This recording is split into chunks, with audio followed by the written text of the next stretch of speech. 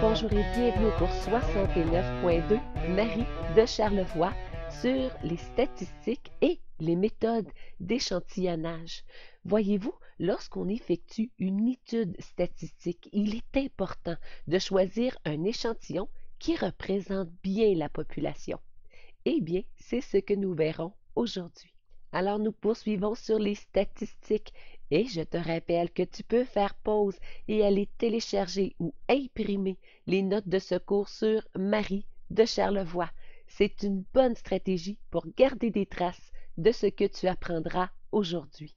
Vous savez, lors d'une étude, il est parfois impossible d'interroger toute la population pour diverses raisons, telles des contraintes géographiques, de temps ou d'argent.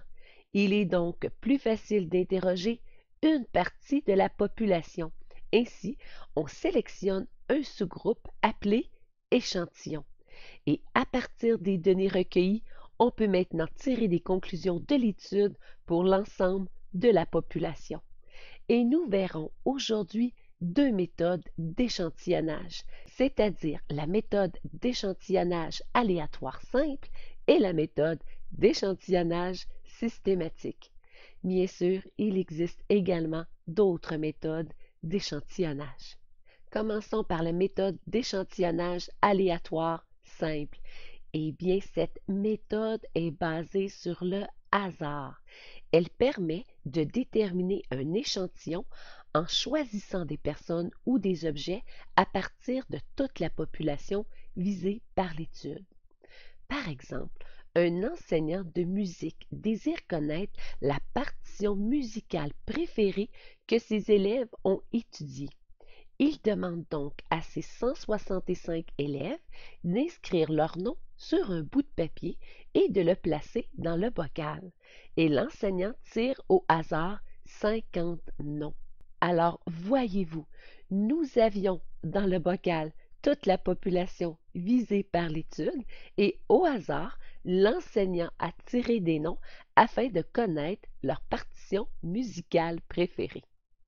Regardons maintenant la méthode d'échantillonnage systématique.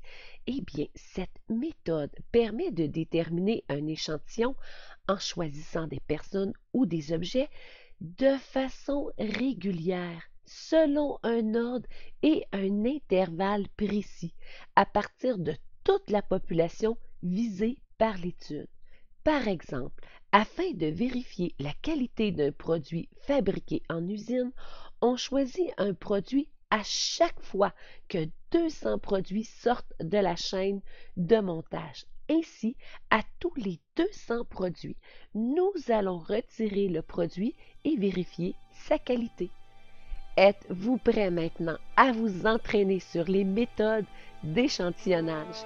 Eh bien, des exercices t'attendent sur mariedecharlevoix.com. Le prochain cours, eh bien, c'est un cours important en statistique car nous verrons les différents diagrammes. Et pour le moment, je te dis bye bye, à la prochaine.